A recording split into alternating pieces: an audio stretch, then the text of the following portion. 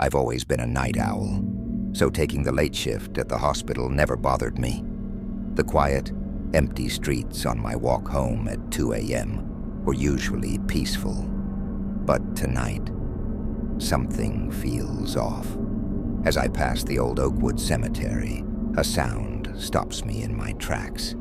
It's faint at first, barely audible over the rustle of leaves in the cool autumn breeze. But then I hear it clearly. A child crying. I pause, straining my ears. The sobbing seems to be coming from inside the graveyard. My first instinct is to keep walking. It's probably just the wind playing tricks, right?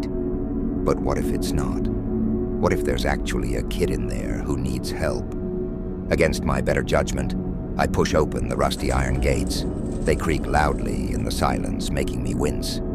The crying gets louder as I walk deeper into the rows of tombstones, my footsteps crunching on the gravel path. "Hello?" I call out softly. "Is anyone there?" The sobbing stops abruptly. Then I hear a whisper right behind me. "You came." I spin around, heart pounding. There's nothing there but old graves and shadows cast by the full moon overhead. A chill runs down my spine that has nothing to do with the night air. As I turn back, I catch a glimpse of something out of the corner of my eye. A small, pale figure darting between the tombstones. "Wait!" I yell, breaking into a run, but it's always just out of sight, leading me deeper into the cemetery. The tombstones become older, more weathered as I go. Some so ancient, the names have worn away completely. Suddenly I realize I'm completely lost. The exit is nowhere in sight. The trees seem to have grown thicker, blocking out most of the moonlight. I pull out my phone to use as a flashlight, but there's no signal. The battery indicator blinks red, 5% left. The whispering starts again, this time from all around me. "You came, now you'll stay forever." I spin in circles, trying to locate the source, but it seems to be coming from everywhere and nowhere at once. My breath comes in short gasps, forming small clouds in the increasingly cold air. "Who's there?" I shout, my voice shaking. "This isn't funny." A giggle echoes through the graves, high-pitched and childlike, but with an undercurrent that raises the hair on the back of my neck. I catch more movement in my peripheral vision, not just one figure now, but several, flitting between the stones. I break into a run, no longer caring about direction, just desperate to find the exit.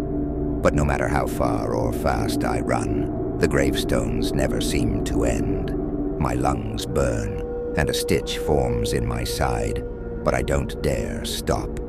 Suddenly, my foot catches on a raised root, and I go sprawling. My phone flies from my hand, the screen cracking as it hits a tombstone. The light flickers and dies, plunging me into darkness. As I lay there, trying to catch my breath, I feel something cold brush against my hand. I jerk away, scrambling to my feet. "Please," I whisper, my voice hoarse. "I just want to go home."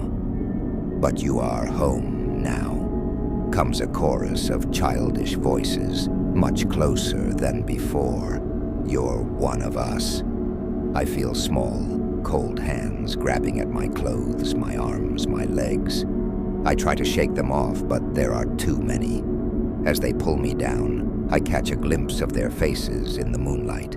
Pale, sunken eyes, wide grins with too many teeth.